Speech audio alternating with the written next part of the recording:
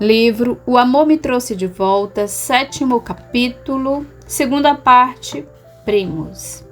O que acontece quando dois espíritos que planejaram viajar juntos exercem o livre-arbítrio e decidem vetar o plano na encarnação seguinte? Como quaisquer outros companheiros de viagem que não concordam sobre o itinerário a seguir, as almas têm desavenças. A próxima história é um exemplo disso. Ela foi condensada do diário que Jode, mãe de Sam Peterson, manteve enquanto os fatos iam acontecendo. A primeira palavra que Sam disse foi primos, entre aspas. Anotei esse estranho fato em seu livro de bebê. Agora que conheço todas as histórias, compreendo por que essa palavra significava tanto para ele desde muito cedo. Sam tinha verdadeira obsessão pelos primos. Na primeira vez que saímos de Sacramento para visitá-los em São Francisco, antes que Sam aprendesse a falar, ele ficou visivelmente excitado e feliz por estar com os 4 primos e com os tios Molly e David.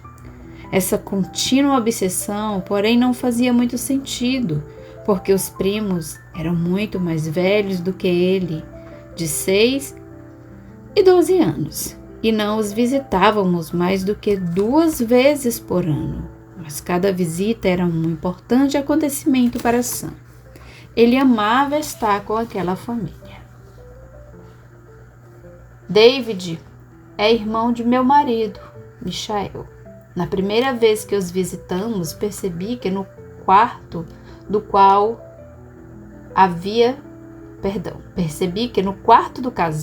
havia sempre uma vela acesa para os gêmeos que Molly perdera ainda na gravidez. Michael me avisou para não tocar no assunto, porque ninguém costumava mencioná-los por ser muito doloroso para os pais. Molly os perdera já no final da gravidez. Teriam sido o 2º e 3º filho do casal depois de Kelvin. As outras 3 crianças eram meninas. Embora não conhecesse Molly muito bem, pedi a ela que estivesse comigo quando Sam nasceu. Naquela época nem sabia por que havia feito tal pedido. Eu tinha outros parentes mais próximos. Quando lhe disse qual seria a data, 19 de outubro, Molly respondeu: meu Deus, foi nesse dia que perdi meus gêmeos. Ela fez de tudo para estar presente quando Sam nasceu, em 1994, e novamente quando Peyton nasceu, em 1996. Desde que percebeu que o automóvel era o veículo que o levaria à casa dos primos, toda vez que entrávamos no carro, Sam gritava: primos, primos. Eu tinha que contar a ele que estávamos apenas indo a uma loja, à biblioteca ou ao parque. E ele ficava furioso. A situação se tornou tão difícil que eu evitava usar o carro sempre que podia ir a pé. Todas as vezes que entrávamos no carro, Sam fazia um escarcéu porque queria estar com os primos. Quando pretendíamos viajar para a casa de David e Molly, só encontrávamos a Sam no último instante. Se ele soubesse, acampava na porta da frente dias antes e tudo o que ouvimos era primos, primos. Aos 2 anos, Sam também fez estranhas observações. Ele me perguntava por que não podia morar com os primos. Dizia: se soubesse enquanto eu queria ir para a casa deles, deixariam eu ficar. E costumava se zangar comigo. Por que você não faz isso como a tia Molly faz? Se eu escrevesse uma lista com todas as coisas que ele queria que eu fizesse como a tia Molly, ela teria 1 quilômetro de comprimento. Uma vez Sam perguntou: mamãe, quando eu vou poder morar com os meus primos na casa grande perto da água com escadas grandes. Eu lhe expliquei que os primos agora moravam numa casa grande com enormes escadas. Ele respondia: não é essa casa, é a outra, com as escadas que não tinham tapete. Eu não fazia ideia do que ele estava falando.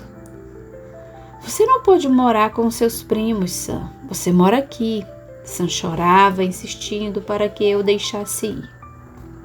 Sam era uma criança cheia de energia e se aborrecia com facilidade.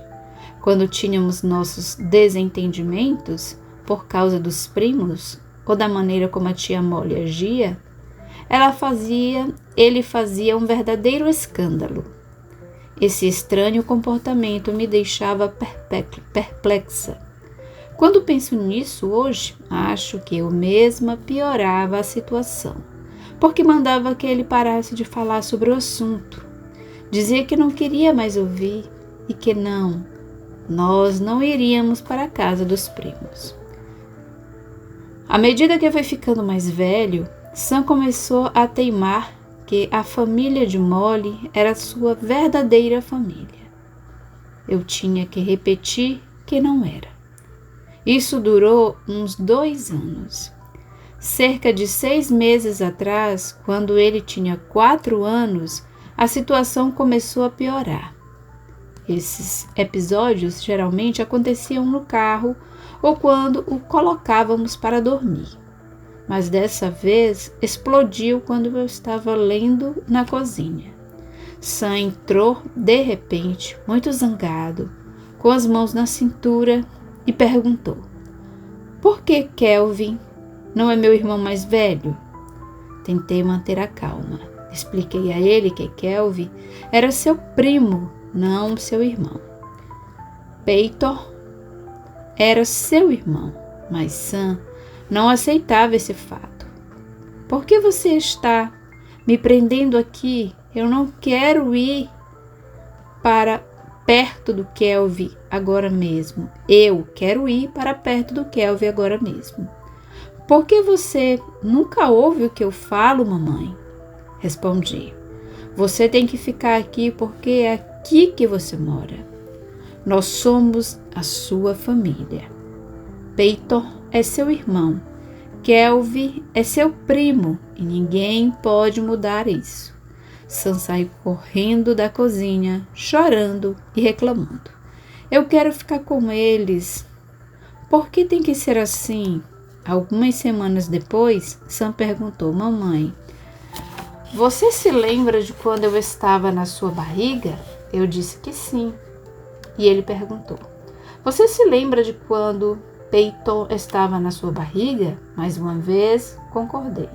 E Sam prosseguiu: você se lembra de quando eu e Peyton estávamos na sua barriga ao mesmo tempo?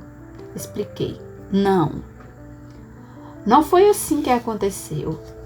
Você estava na minha barriga primeiro e então você nasceu. Depois Peyton ficou na minha barriga e nasceu. A expressão do rosto de Sam se tornou pensativa. Então começou a rir, aliviado. Agora me lembro, você está enganada, mamãe. Nós estávamos juntos na barriga da tia Molly e não nascemos. Senti como se tivesse levado um soco no estômago. Entendi imediatamente o que ele estava dizendo. Sam e Peyton eram os gêmeos que Molly perdera 10 anos antes de meus filhos nascerem. Tudo começou a fazer sentido, mas antes que eu me recuperasse da surpresa, Sam ficou muito zangado e começou a gritar comigo. Por que nós não nascemos, mamãe? Por que nós não nascemos? De repente, sem que eu me desse conta, ele pegou o irmão e gritou: é tudo culpa sua. Eu disse para você que eu queria muito nascer, mas você não quis. Quero saber como você me tirou de lá. Corri até Sam e o agarrei. Ele estava tão furioso que tive medo que machucasse Peyton. Mandei que parasse e disse que aquela conversa era uma maluquice e que ele não sabia o que estava falando. Sam parou, virou de frente para mim e me corrigiu, afirmando que sabia perfeitamente o que estava falando. Mais uma vez gritou para Peyton: "Como você fez isso?" Ao contrário de Sam, Peyton é uma criança muito tranquila, que quase nunca se aborrece. Mas naquele momento tirou a chupeta da boca e o seu rosto ficou zangado, como o que eu nunca vira. Ele gritou para Sam: "Eu queria o papai." Sam retrucou: Eu não queria o papai, queria o tio David." Fiquei chocada e gritei: "Sam!" Meu grito o assustou e o fez voltar à razão. Ele parou de tentar atacar Peyton e o seu rosto tornou triste. "Desculpe, mamãe, eu não quis dizer isso. Amo o papai, mas eu queria o tio David também." Sem saber o que dizer, arrisquei: "Ninguém aqui veio para ficar comigo?" Minhas palavras tocaram Sam. Ele se aproximou, se aconchegou no meu colo e falou: "Mamãe, você é a melhor mãe do mundo, eu te amo." De repente, Sam disse: "Eu tenho que descobrir." Começou então a contar nos dedos. Primeiro eu estava na barriga da tia Molly e não nasci. Depois, tentei voltar para a barriga da tia Molly, mas Sofia, a filha mais nova de Molly, já estava lá. Então tentei chutar ela para fora, depois cheguei na sua barriga e nasci. Fez uma pausa e disse com toda a seriedade: "Tive um trabalhão para chegar aqui, mamãe." Eu não sabia o que dizer. Sam perguntou triunfante: "Agora posso ir morar com meus primos?" Isso tudo foi demais para mim. Sugeri que fôssemos beber um copo d'água. Quando descemos as escadas, Sam me deu a mão e perguntou: "O Peyton sempre tem que me seguir toda vez que eu vou nascer?" Respondi que eu não sabia, o que ele devia se lembrar melhor do que eu. Sam subiu de novo as escadas e foi falar com o irmão. Curiosa, corri atrás para ver qual seria a reação de Peyton. Sam contou ao irmão algo que acabara de lembrar. Para minha surpresa, Peyton pareceu entender perfeitamente. Sentei ali e fiquei pensando: esses dois estão falando coisas que aconteceram muito antes de nascerem, num mundo completamente desconhecido para mim, e estão agindo como se fosse normal. Era tudo muito estranho. Trocando de barrigas. Jude revelou que, embora Sam fale mais do que o irmão Peyton, também demonstra ter lembranças. Ele lembra do que aconteceu alguns dias após aquela explosão, pouco depois de Peyton completar 3 anos. Peyton estava olhando para um retrato do meu cunhado David, que ficava pendurado na parede do meu quarto.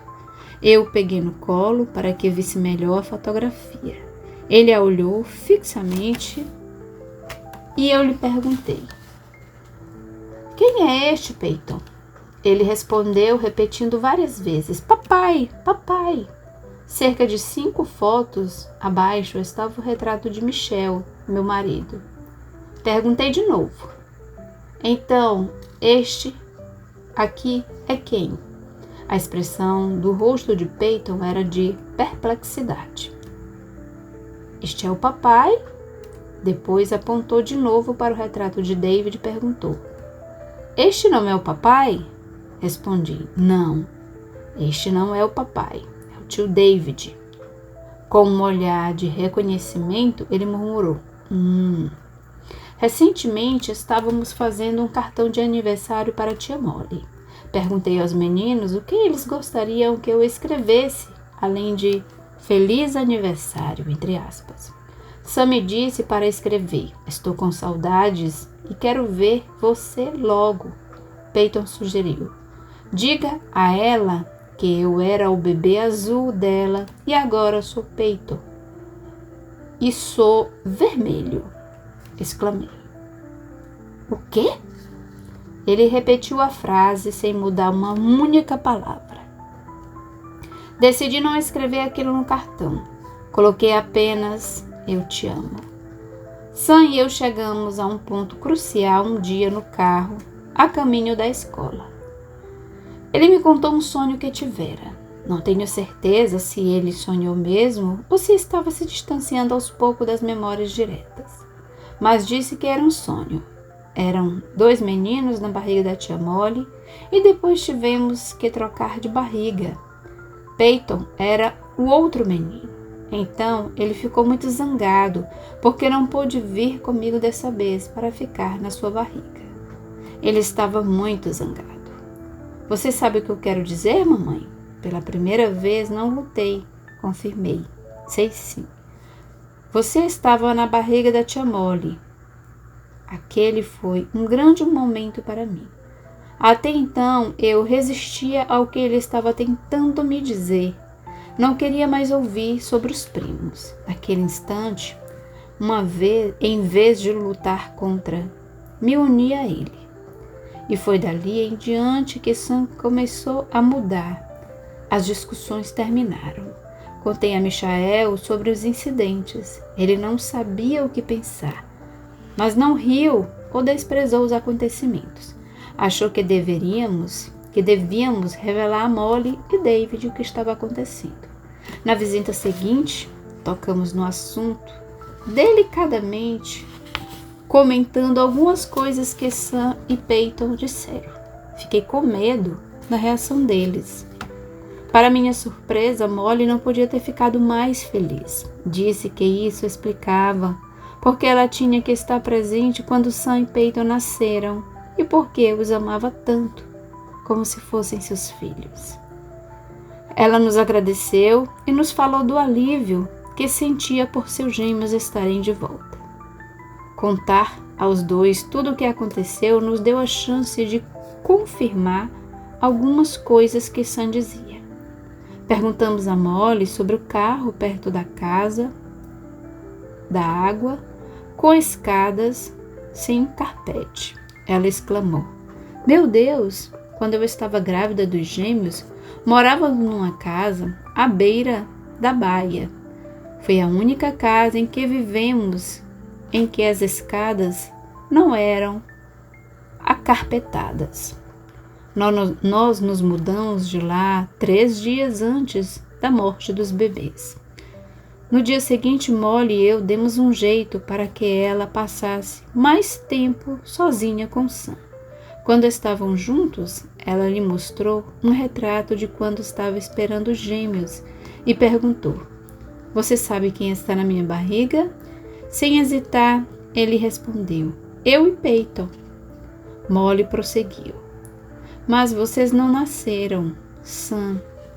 Pode me explicar por quê?" Sam pensou por um segundo e contou sobre seu sonho quando trocou de barriga. Esperando compreender a perda de seus filhos, Molly perguntou novamente por que ele não veio. O rosto de Sam assumiu uma expressão engraçada e ele não disse mais nada. Na manhã seguinte, perguntei se ele havia contado sobre o sonho à tia Molly. Sam respondeu que não queria contar tudo a ela, Quando eu quis saber o motivo, sua resposta me surpreendeu. Não pude contar porque eles riram de mim. Garanti que ninguém zombaria dele. Mas Sam retrucou: "Eles riram porque sabem que é proibido." Não entendi o que ele estava dizendo e lhe pedi que me explicasse melhor o que era proibido. Trocar de barriga. Eu tinha que ter permissão para fazer isso. Depois ficou calado e circunspectus, como se alguém o estivesse observando. Percebi que havia algo que ele não devia contar e eu não deveria saber. Por isso mudei de assunto.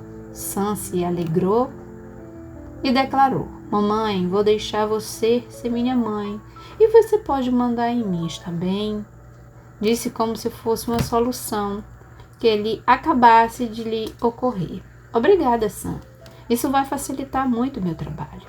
Desde o dia em que reconheci e admiti as memórias de Sam e ele me aceitou como mãe, seu comportamento mudou de maneira radical.